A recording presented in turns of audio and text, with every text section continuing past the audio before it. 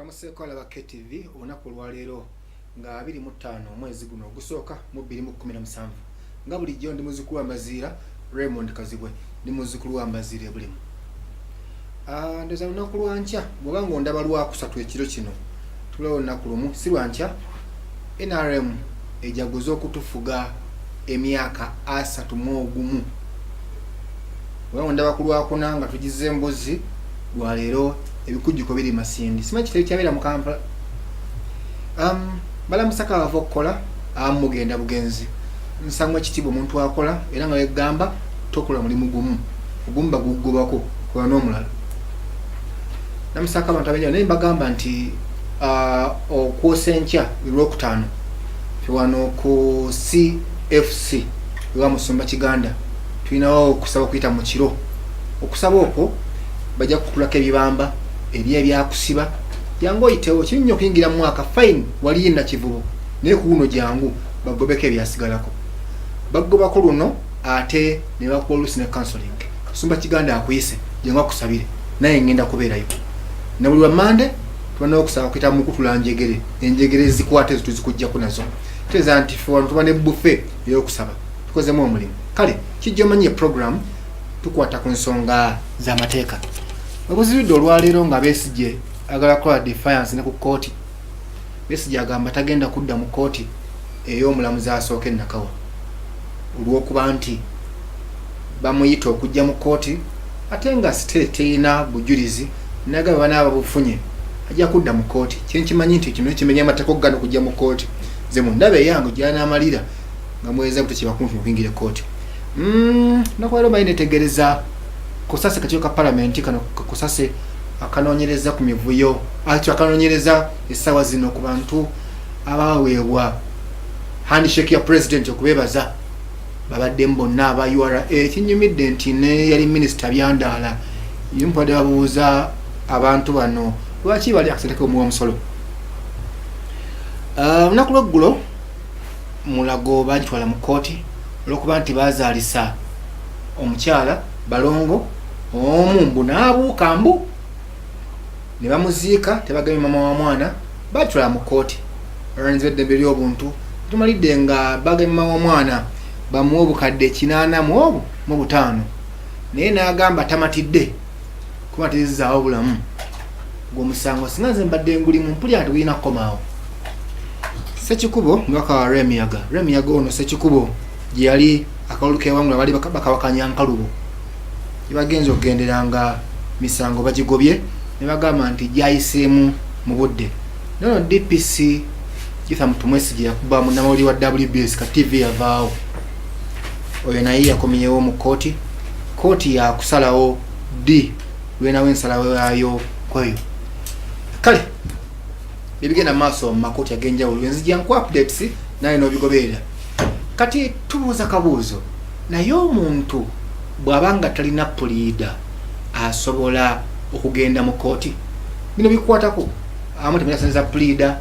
oluusi oyiruzira twagala kukuwa bukugu nakusobola kudda mu kibuuzo omuntu asobola okugenda n'awaaba omusango nga talina puliida bw'abanga asobola ayinza kukola atya bw'abanga tasobola ayinza kukola atya.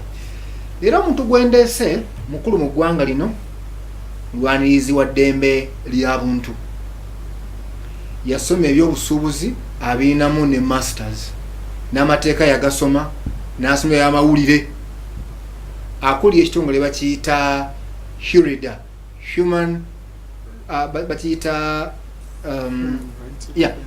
Human Rights Advocacy Association kirwanirira eddembe ly'obulijjo y'abakozi bannamawulire byonna abitwalira wamu. Alinako TV emu gye nakolako naye akanyumira nti kankalekaako sijja gamba nti bamumma omusaala n'awamba studio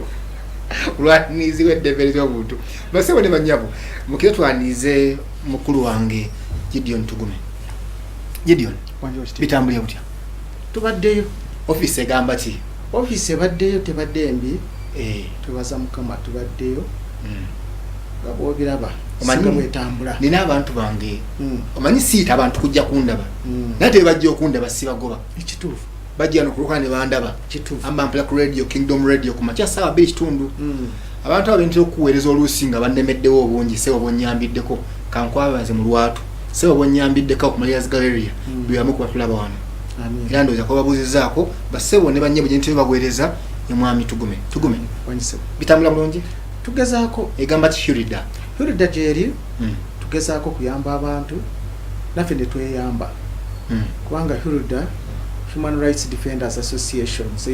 ndi human rights defender ndi mulwanyirizi w'eddembe ly'obuntu manyi bwe nalabye nga mayina ebyobusuubuzi neŋŋamba bano abakumakya aba Springboard babeerawo kankwazikeyo okwo era mbaddeyo era tuwayiza mbadde nkulaba tuwayiza kubanga ebyobusuubuzi ebyo byenfuna nalyo ddembe lya buntu kubanga omuntu okubeerawo ddembe ly'okufuna ekyokulya dembe lyokusoma dembe ly'ogwo omuntu okubeera n'obulamu obulungi n'olwekyo byonna bikwatirwa omwo tubitwalira omwo kale omanyi tulina abantu abasinga nga talina pleader ningagala genda mu kooti sookoddemu kino kisoboka omuntu atalina pleader n'agenda mu kooti n'awaaba kisoboka bulungi leeta bwino lwakuba nti bannaffe bannayuganda abamu kizibu nnyo kwegamba oba batiitiizi oba otuulamu okusomesebwa era kyova olaba ndyakubeebaza kubanga ekintu kino bwe mukireeta abantu bategeera ekigenda mu maaso nti omuntu nga tolina pleader ova wano n'ogenda n'obuuza kaŋŋambe wootuukira nga tonagenda nti oba osange bano abali ku meeza esooka b'osooka okubuuza nobwova wano n'ogenda ew'omulamuzi n'omugamba mukama wange nzize wano nina ensonga bweti ne bweti omulamuzi akuwuliriza n'akuwuliriza n'akukwasa obakira akawoona ku buntu naga nti oyo muyambi mutegekera empapula nga bwezikola ki omulamuzi bamusanga wa nga tebalabika ku kooti gwe genda ku kooti obuuze nti njagala omulamuzi jakulaba omulamuzi kubanga kooti ezo zolaba kubaako omulamuzi gwe bayita chief magistrate nti yakulira awo wonna ate ne kubaako abana abalamuzi oba grade 1 oba grade 2 kati gwe bw'otuuka kiba kirungi n'obuuze wa chief kubanga chief ate ye mukulu noga nti nandiyagadde okulaba omulamuzi wa chief kati bw'obuuza chief bategeera nti obutegeeza oli omukulu n'omunyonyola bulungi buli bw'ogenda mu ofisi etakugoba era akwaniriza bulungi n'omubuliramu ensonga zo n'akubuulira engeri ebintu bisobola okukola kiba okutambula abantu batya abalamuzi nti kyembagamba baleme okutya bali bakozi bannaabwe tulinayo abalamuzi abayana ekiviiri tebakiyisa ekiviiri ekyo tekitiisa ate kuba nno abasookerwako bone we tugamba aba tebakirina ate nobwaba ng'akirina omulamuzi ye muntu asobola okuwuliriza munyonyola ensonga zo ajja kuyamba ate ng'ovudde ku ekyo ku kooti kuliko abantu bebateekebwawo kati waliwo ekitongole ekiyamba abantu abatalina bapleader ekitongole ekyo kiteekawo omuntu lawyer gwe bayita lawyer on duty oba counsel on duty lawyer oyo abeerawo buli kooti gwe tuukagamba nti njagala lawyer abeerawo ayamba abantu ba bulijjo bajja mukulaga alinawo office buli awali kooti era bannanga abandaba abalala bajja naye awali kooti waliwo omuntu pleader gwe bateekawo ekitongole gwe kyateekawo nti ye oyo pleader agenda kuyamba abantu abatalina mwasirizi era kubanga bwetusoma amateeka tugamba nti how do you access court yes kati omuntu ono atamanyi watandikira kooti agiyingiramu ati uva wano genda bugenzi tuuka ku geeti kasita bakwazo babaazo batebaaza woyingidde beera kooti omanyi kooti tekitegeeza kizimbe kooti tekitegeeza kooti esobola okutuula ne wansi w'omuti era kasita bakiinstituting oba ne bakiteekawo nti kooti eno kooti ebeera ki ebeera kooti n'olwekyo gwe bw'otuuka n'omanya nibagamba nti wano waliwo omulamuzi manya eyo ki eyo kooti tayinza kugaana okundaba tasobola kugaana atagaanira ki bakazi batu basajja batu bo omulimu gwabwe kuyamba bannayuganda naye lwakuba nti bannayuganda tetumanyi kukozesa kyovula abatubba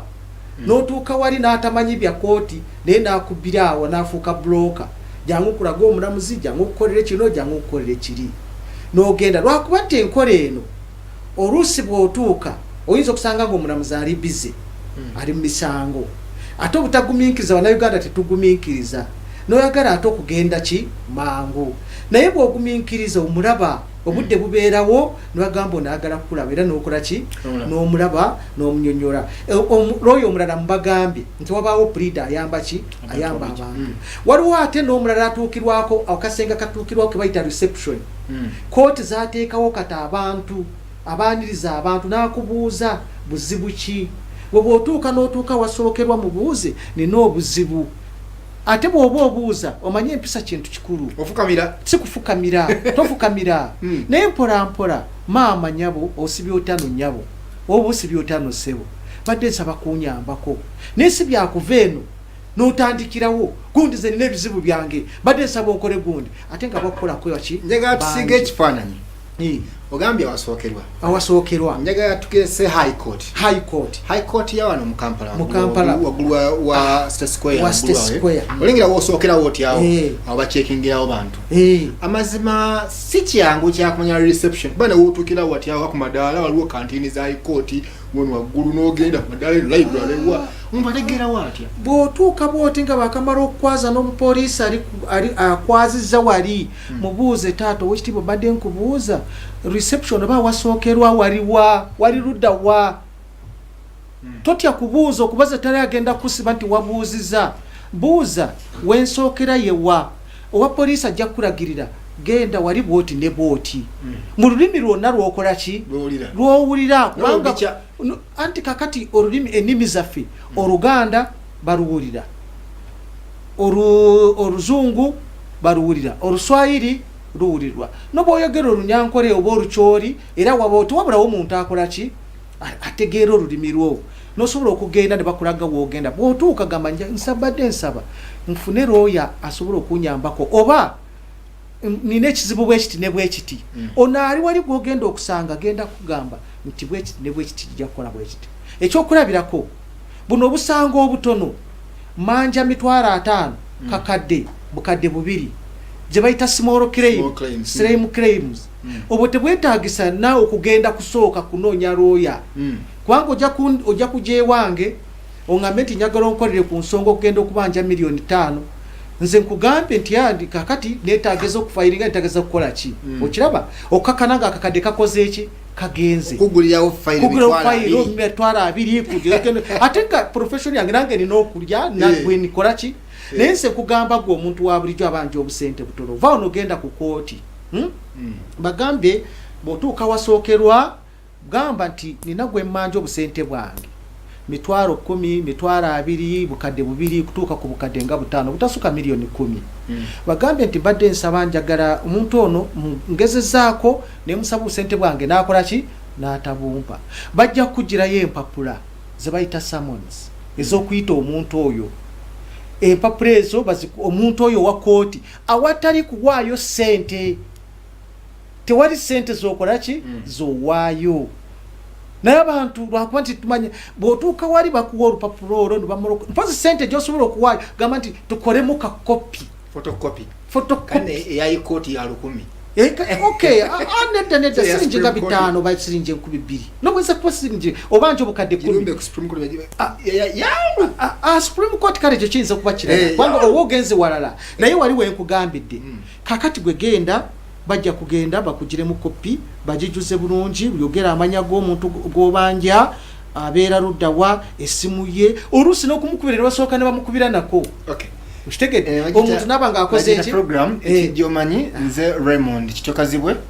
twagala kukubya kifaananyi ddala omuntu asobola okugenda mu kooti nga talina pleader naye katuddwako omulwanizi w'eddembe Kayingo Gideon Tugunu ntuvudde wala akola ebintu bingi era abantu bangi baakolako actually nga abannema ku office nga bangi nga Gideon gyoli kwato yatemwe twakolerako ssente sebakolerako ssente wabula kyenjogedde kiri nti bannayuganda balimu ekintu kimu bw'ogamba nti tebakolerako ssente kikitegeeza nti ate n'olupapula lwe bagenda okuwandiikirako ne bagamba nti lwokyemu ate n'ogamba nti sinadi n'ekikuba ekikola ki ssemateeka baffe kuva ku nnyingo ya 13 paka 13 eyo ya ku makooti ag'enjawulo jurisdiction actually mu Civil Procedure Act nnyingo ya 98 ne Judicature Act nnyingo ya 33 eraga obuyinza bw'amakooti kubanga amakooti tegenkana buyinza kati omuntu ono gwo amagezi ogenda mu kooti agenda mu buli kooti ne Supreme Court ne High Court talina lawyer kisoboka omuntu n'agenda n'ayisitula proceedings mu High Court kisoboka talina lawyer kisoboka bulungi atandika ati nga lwaki tatandika nga yatandikira wansi lwaki alemererwa kyengamba kooti gyensanga gyentomera kakati gwe kooti nkugambye nti woowulira nga gwolemereddwa ng'olemereddwa abayambi abakuyamba weebali Law Society yateekako okuyamba abantu ba bulijjo ku bwereere bwekyo kitegeera bulungi nawe ogikola nange ngikola n'abala bagikola bw'oba owulira nga mu butuufu olemereddwa ntoosobole gendako mu kibiina ekikulira bannamateeka kibayita Law Society of Uganda bajja kuyambako bakuweeki bakuwe puliida kubanga emisango gyanjawulo kituufu n'amakooti ganjawulo kituufu era sekiwa oba omala agenda muri kooti omuntu atandikira mu kooti kyogendanga nga talina puliida mu kooti ne zero si kooti ne magistrates court oba kooti eno katugambe ngereze ku kooti ki eyemakinde nizo ogereza ku makinde gereza ku Nakawa ya Buganda Road ya Chief Magistrate Court genda bajja kuyamba weebali abayamba weebali abayamba omanye ekisinga okubeera ekizibu kwe kutegeka empapula zino ezirina okubeera ku record zirina okubeera ku fayiro ya kooti ey'omulamuzi kwatandikira omuntu omuwaabira otya omutwalira dde ebbaluwa emuwaabira n'agifuna n'ogizaayo kwegamba naye n'akuddamu nti byompaabidde si byebyo kwegamba ebintu ebyo byebireetamu obuzibuzibu alaba KTV njagenda kuwumulamu naye twogera ku omuntu asobola atya okgenda mu kooti talina looya onyala kubanga newooli awo tolina looya tolina ssente zaabwe naye ng'olina issue gye tuyita mata katukomewo nze Raymond Kazibu katudde